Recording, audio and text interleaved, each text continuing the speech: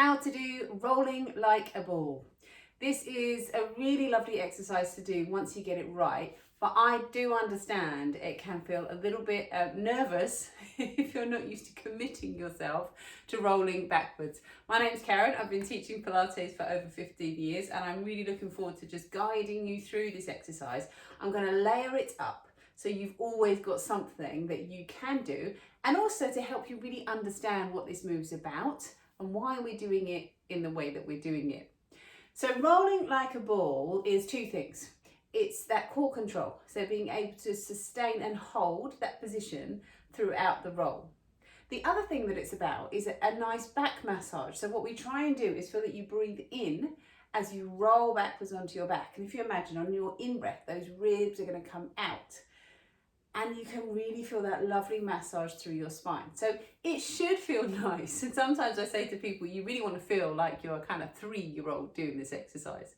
Unfortunately, we no longer have the bodies of 3-year-olds, unless you're watching this and you're 3, obviously.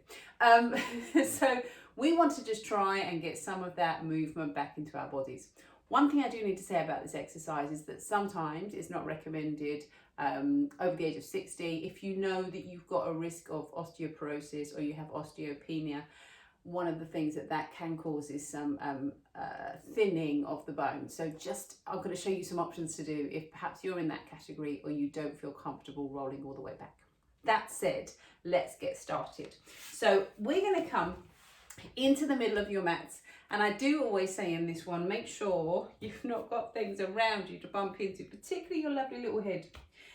So if we think about the scoop in rolling like a ball, bring your hands behind your thighs, and we're trying to feel that we hold this position throughout. So let me show you the whole exercise first and then we'll break it down. That's a good place to start.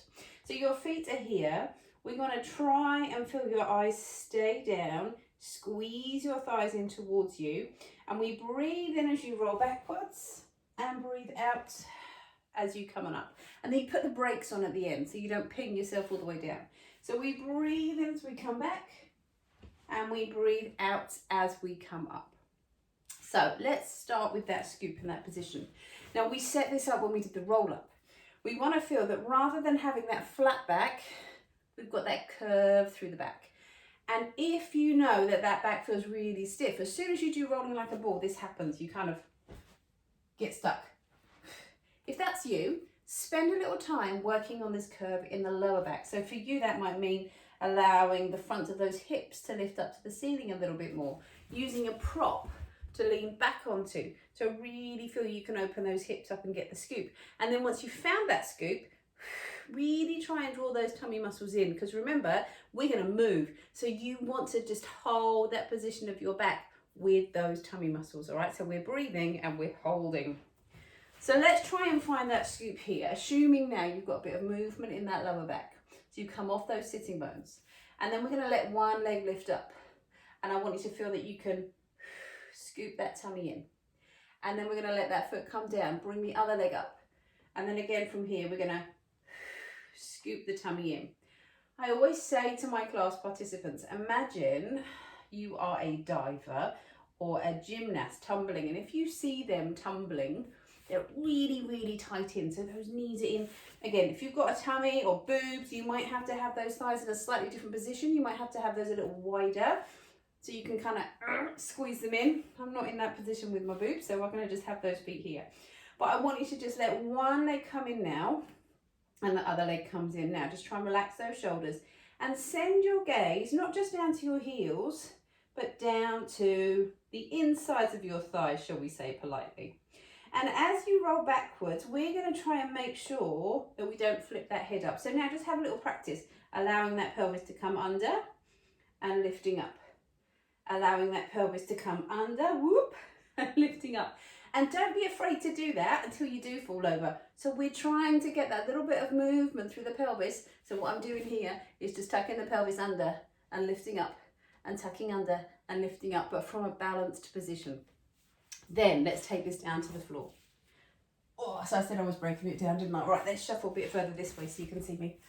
So in this position now, before we start flinging ourselves around, let's get a bit of movement into the lower back. Now this is that last exercise, and this one might be something that you can do if you're not comfortable or able to do full rolling like a ball. So we're going to have those hands here, and we just start to allow the pelvis to lift up. We're going to just get a bit of movement here. So can you see I'm lifting my bottom up off the floor, and then from there I start to just create a little bit more movement here. So I'm trying to create a little pivot point on the lower back. We roll in and back, but not to the point that I end up hurting my neck, okay? And then in. And then the other thing you can do here, which I sometimes find some class participants like, if they're just not really up for the whole roll thing. Also, if you've got any pelvic floor issues, sometimes in a class, this can be a little bit embarrassing, a little bit severe escape.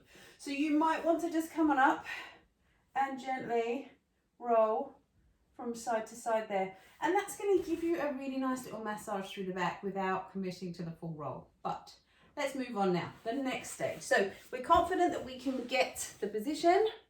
We're confident we've got a little bit of control. You're happy having a go at the roll. This is where we start to piece it together.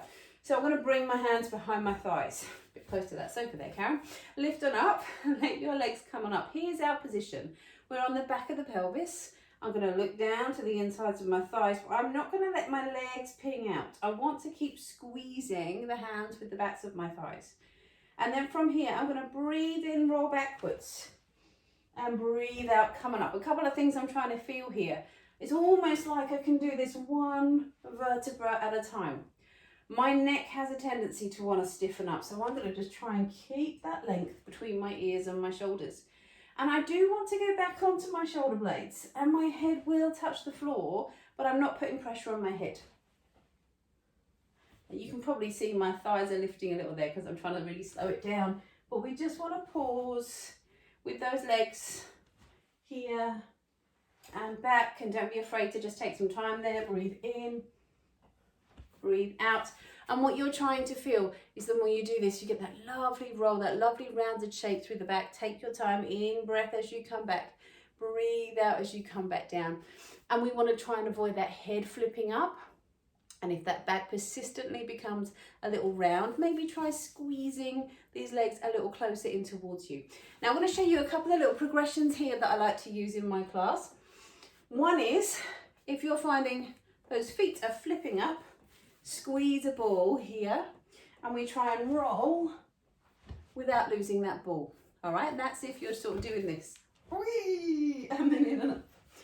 The other thing that we can do to really get that core working is squeeze a ball. It could be a cushion, by the way. I've just got my ball. We squeeze something here, or a teddy, and we roll back, and we don't want to lose that ball, particularly on the way up. You'll probably feel that those legs are going to come out. And then there's one more that I really like to do, and this is tricky.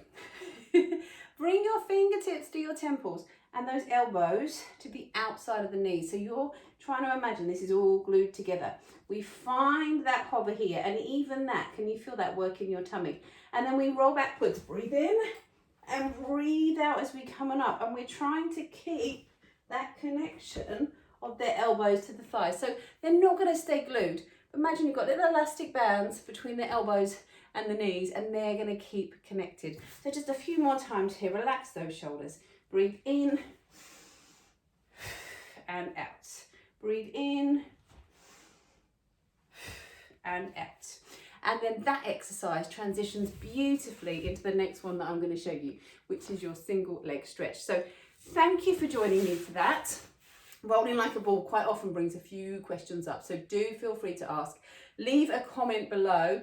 Do subscribe to the channel if it's the first video of mine that you've seen. There are lots more little videos like this, trying to really make Pilates accessible for everyone, and to just help you have 10 minutes, 15 minutes in your day where you can just defrazzle, unwind.